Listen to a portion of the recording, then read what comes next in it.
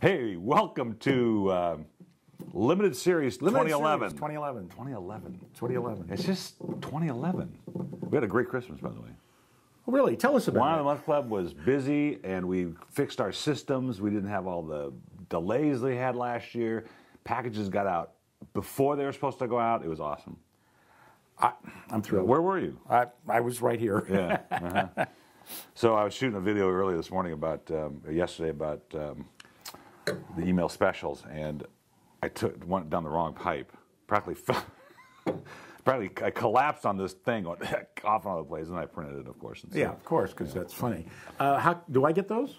How come I don't get those? The email specials? Well, I don't get the email specials anymore. I think I made enough. We cut you off. Comments about him. Yeah, so for where he decided he didn't want to talk. We don't to need me to hear anymore. about it anymore. Yeah. All right. Well, let's go to the first wine since we've already lost half our audience. This is I like this wine, and I tasted it again a couple nights ago, and I just like it because it really gives you pure Tempranillo fruit from the Toro region. Absolutely pure, yes. And I love Tempranillo. It is one of my favorite grapes in the entire world.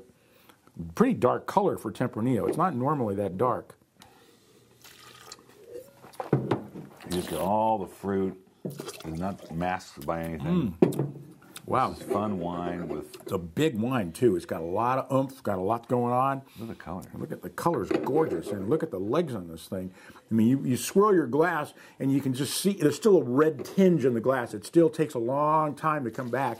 That's the mark of a wine. It's got some glycerin. Yeah, look at this. Some big, some big flavors, big mouthfeel going on. Really, really pretty wine.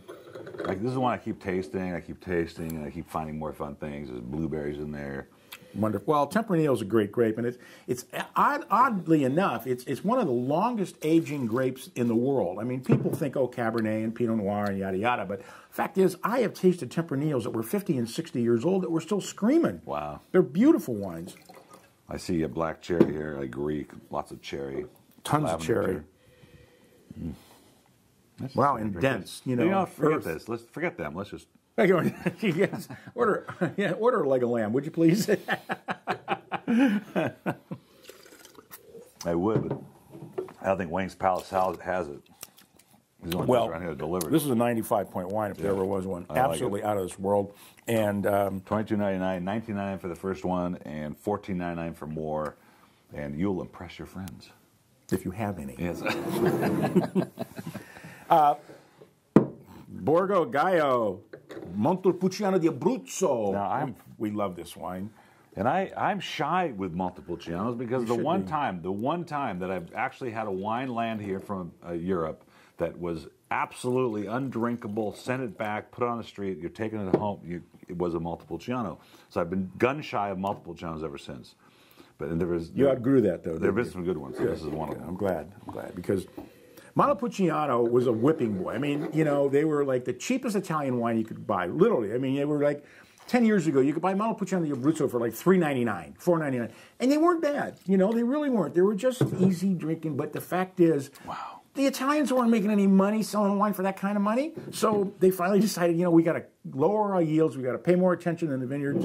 And the prices have gone up, but my God, the wines are phenomenal. I mean, this is a great grape. This is basically a clone of Sangiovese, which they grow in Chianti. That's the principal grape there. And Abruzzo is just south of Chianti. It's warmer, so you get ripeness. And as long as you don't get a bunch of grapes to the acre, like 8 or 9 tons to the acre, and drop it down to 4 or 5, you can make an incredible wine. This is still really young. It's an 07. Oh, God, what a beautiful nose, though. The 07 was a killer vintage. It's got so much going on, and it's going to last forever. I keep getting these new flavors, and then this little acid in the finish. It's just... I love this. This is a very young wine. This wine's going to take a while to open up in the glass and eventually really come around. But this is the new wave of Montepulciano di Abruzzo. Well, yeah, this is clearly not old world. No. The way they've made this. No. They $21.99 is the first go around. It's what its shelf price is, $19.99 on the first bottle, and the second one is $14.99. This is a wine that some people are going to go, wow, this is really tannic. And it is. But where you really get it is in the nose. And the nose nose. So Yeah, if you smell it, yeah, between us we got 4 noses. If you smell something in a wine, it's there.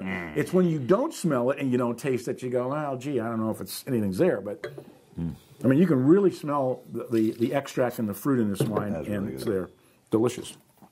So I'm at another 95. I got a 90, but I'm going to give it a 92. Thanks for coming. No, thanks for coming, sir. Oh, no, thank you. Great, no, thank you. having you. Really, it's a pleasure being had. The 2 white alternates are we featured this Chardonnay earlier. This is the Matetic Sauvignon Blanc. And I fell in love with both this wine and the Chardonnay. From San Antonio again. We've done a couple of wines from the San Antonio district. Yeah, I know. It's kind of interesting. Boy, this is wow. This is like a mouthful of. That's serious. Not even a mouth yet, and it's just so fruity. There's just tons of fruit in here. It's got fruit to lose, as I like to say. Wow. You'd almost mistake it for something other than San Antonio. I'm not getting a sense. New Zealand's a little too meaty for that, but. Wow, it doesn't. And this is Sauvignon Blanc, and you'd swear there was something else in there, like Pinot Gris or even a little Riesling, because it's so flowery. It's not sweet; it's really dry, but it's got so much fruit to it and so much flavor. It's absolutely delicious. I'll buy your mango, papaya, and peach on this in the spice. Oh sure. God, I'm so happy you're buying my what I'm ranting about the wines. I've been doing this for 40 years, and now he's buying it. It sounds like a really good one. Oh, sorry. You can hear the ocean. Wow. It really is mango. I mean, it's just a lot of mango and peach in here. But it's got great acidity. I mean, that's a mark of a really good wine, when you can pack all that flavor in there, and then it doesn't just sort of fall over the hill and wimp out on you at the end. Kind of like these podcasts. Yeah. That's why we're moving on. Hey, thanks for coming. Zonte's Footstep. Okay, now look. Wait a minute. We got to rate that.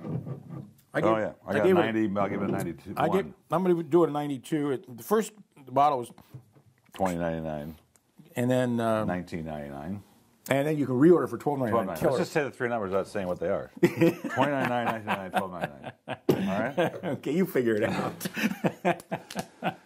This is kind of a fun wine. A complete departure than what you expected to be. It's a Viognier from the Langhorne district of Australia. And I'm waiting for this big, giant tropical bomb with all this fat stuff in the middle, and it's not. No, it's funny you should say that, because I felt exactly the same way. I actually opened the bottle and stood away. Yeah, waiting for it to come out. I didn't want to get hit by it. Yeah, that's what I was expecting right there. The earth moving. But it's not. It's really reserved. You can still get Viognier out of it. You still get that kind of white peach guava sort of wonderful aroma. Definitely guava. Which, by the way, I went to the Armenian market on Washington Boulevard in Pasadena, and they had green guavas, which is what I grew up in my mom's house in PV. She had a guava tree, and I used to pick them, and they were so good. And you nailed it right there. I was so happy. My wife's like, "What are you buying these for? They're green, look like whatever." They look like whatever. They're great. I love them. This is incredible stuff. I love this because it's so lean and it's not that tropical. You expect them to be fat, and then this is not fat. I don't know if it's the Langhorne district that does that. No, I'm sure that has something to do with it, but I think they probably pick it a little earlier, so it's not as high in sugar, it's not as rich and fat, but they retain that nice acidity, what it needs to go with food. Really good. Absolutely delicious. This is $20.99. No, that was the last one. Turn the page. Moving right along. Zonte's Footstep is. It was $20.99. Regular price $19.99. First bottle, and reorders are $12.99. Wow. Interesting wine for $12.99. Interesting. No, it's not interesting. It's well, really when you go good. to the market and you buy $12.99 wine, you get the standard stuff. All those basic wines. It's also got a peel back label where you can get some more information as you peel it back and take it with you. Of course, if you do it my way. Yes, this is when you go to the store, you can remove the label, and or when you go to the restaurant and you can take the and that was a very effective way of doing it. But that way you can keep it and know where you had it, what you had, and tell guys like me, hey, I had this wine at the restaurant. Can you get it for me? And I ask them where they got, what it was, and they never know. So now you're fixing it. Anyway, that's actually a pretty cool idea. I never saw that limited series for January 2011. We'll see you next time.